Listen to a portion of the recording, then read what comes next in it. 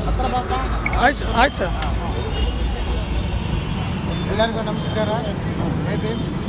ನಾವು ಬಳ್ಳಾರಿ ಕರ್ನಾಟಕ ರಾಜ್ಯದ ಮಹಾನಾಯಕ doctor BR Ambedkar ಸಂಘರ್ಷ ಸಮಿತಿಯ ರಾಜ್ಯ ಪ್ರಧಾನ ಕಾರ್ಯದರ್ಶಿ ವಿಶ್ವನಾಥ್ ಮಾತಾಡ್ತಾ ಇದ್ದೀವಿ. ವಿಷಯ ಏನಪ್ಪ ಅಂತಂದರೆ, ನಮ್ಮ ಕರ್ನಾಟಕ ರಾಜ್ಯದ ಗ್ರಾಮ ಲೆಕ್ಕಾಧಿಕಾರಿಗಳು ವಿಲೇಜ್ ಅಕೌಂಟೆಂಟ್ಸ್ಗಳು ಸುಮಾರು 4 ತಿಂಗಳ ಹಿಂದೆ ತಮ್ಮ ಕೆಲವು ಬೇಡಿಕೆಗಳನ್ನ ಈಡೇರಿಸಬೇಕಂತೇಳಿ ಸ್ವಲ್ಪ ಮುಷ್ಕರ ಮಾಡಿದ್ದು ಸರ್ಕಾರದ ಗಮನಕ್ಕೆ ತರಬೇಕೆಂಬುದಾಗಿ. ಅವಾಗ ಆಶ್ವಾಸನೆ ಕೊಟ್ಟಂಥ ಸರ್ಕಾರ ಅವರ ಬೇಡಿಕೆಗಳನ್ನ ಈಡೇರಿಸೋದ್ರಲ್ಲಿ ಅವರು ಅದನ್ನು ವಿಳಂಬ ಮಾಡಿದ್ದಾರೆ ಮತ್ತು ಅದು ನೆರವೇರಿಸಿಲ್ಲ. ಅದಕ್ಕೋಸ್ಕರ ಮತ್ತೊಂದು ಸಾರಿ ಅವರು ಇಲ್ಲಿ ಮುಷ್ಕರ ಮಾಡ್ತಿದ್ದಾರೆ.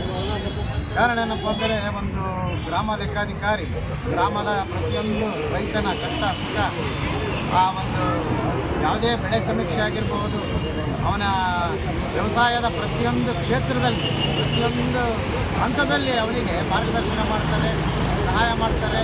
ಆಮೇಲೆ ಪ್ರತಿ ಹಳ್ಳಿಗೆ ಅವರು ವಿಸಿಟ್ ಮಾಡಬೇಕು, ಅವರು ಪ್ರತಿ ಒಂದು ಕಡೆಯಲ್ಲಿ ಸಮೀಕ್ಷೆ ಮಾಡಬೇಕು.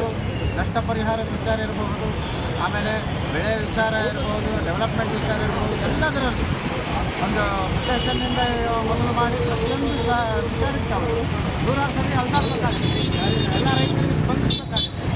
ಆಮೇಲೆ ಇದೆಲ್ಲ ಇರುವಾಗ ಪಾಪ ಅವರಿಗೆ ಒಂದು ಮೂಲಭೂತ ಸೌಕರ್ಯಗಳು, ಅವರ ಆ ಒಂದು ಕೆಲಸಗಳಿಗೆ, ಅವರ ಕೆಲಸದ ನಿರ್ವಹಣೆಗಾಗಿ ಬೇಕಾದಂಥ ಒಂದು ಉತ್ತಮವಾದಂಥ ಒಂದು ಕಚೇರಿ, ಅವರಿಗೆ ಬೇಕಾದಂಥ ಸಲಕರಣೆಗಳು, ಸೌಲಭ್ಯಗಳು, ಲ್ಯಾಪ್ಟಾಪ್ಗಳು, ಕಂಪ್ಯೂಟರ್ಗಳು, ಆಮೇಲೆ ಕೆಲಸ ಮಾಡೋ ಮನುಷ್ಯನಿಗೆ ಇವೆಲ್ಲ ಇದ್ದರೆ ಉತ್ಸಾಹದಿಂದ ಅವ್ರು ಕೆಲಸ ಮಾಡಲಿಕ್ಕೆ ಸಾಧ್ಯ ಆಗುತ್ತೆ.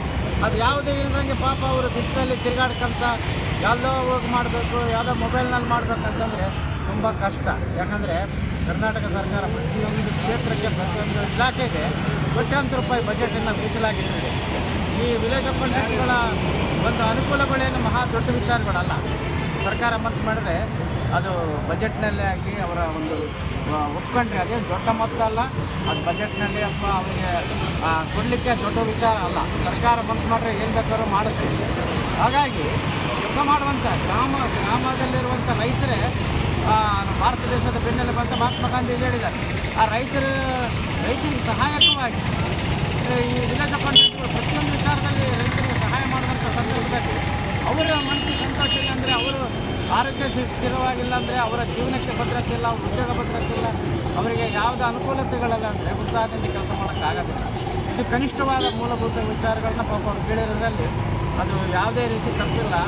ಕನಿಷ್ಠ ವಿಚಾರಗಳನ್ನು ಪೂರೈಸೋದ್ರಲ್ಲಿ ಸರ್ಕಾರ ಗಮನ ಕೊಡಬೇಕು. ಯಾಕಂದರೆ ಇದೆಲ್ಲ ಇಲ್ಲದ್ರಿಂದ ಈಗ ಜನನ ಮರಣ ಪ್ರಮಾಣ ಪತ್ರ ಇರ್ಬೋದು, ಆಮೇಲೆ 1,000 ರೂಪಾಯಿ ಇರ್ಬೋದು, ಪ್ರತಿಯೊಂದು ವಿಚಾರದಲ್ಲಿ ತೊಂದರೆ ಆಗ್ತಿದೆ ಜನರಿಗೆ.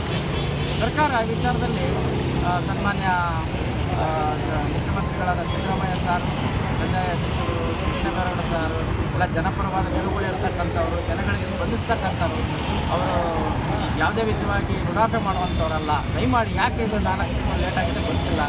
ಈಗ ನಾವು ನಮ್ಮ ಮಹಾನಾಯಕ ವಿಚಾರ ನಮ್ಮ ಸಂಘರ್ಷ ಸಮಿತಿ ವತಿಯಿಂದ ಸಹ ತೀವ್ರವಾಗಿ ಒತ್ತಾಯ ಮಾಡ್ತಾ ಇದ್ದೀವಿ. ಇದು ಈ ದಿನವೇ ಬಗೆಹರಿದ್ರೆ ತುಂಬ ಒಳ್ಳೆಯದು. ಇದರಿಂದ ಮುಂದಿನ ದಿನಗಳಲ್ಲಿ ಈ ನಮ್ಮ ಒಂದು ಹೋರಾಟ ಬೆಂಬಲವಾಗಿ ಇನ್ನೂ ಮುಂದುವರಿಸ್ತೀವಿ ಅಂತೇಳಿ ಈ ಮೂಲಕ ನಾನು ವಿಚಾರಗಳನ್ನು ಸರ್ಕಾರಕ್ಕೆ ಮನವಿ ಮಾಡ್ತೀನಿ.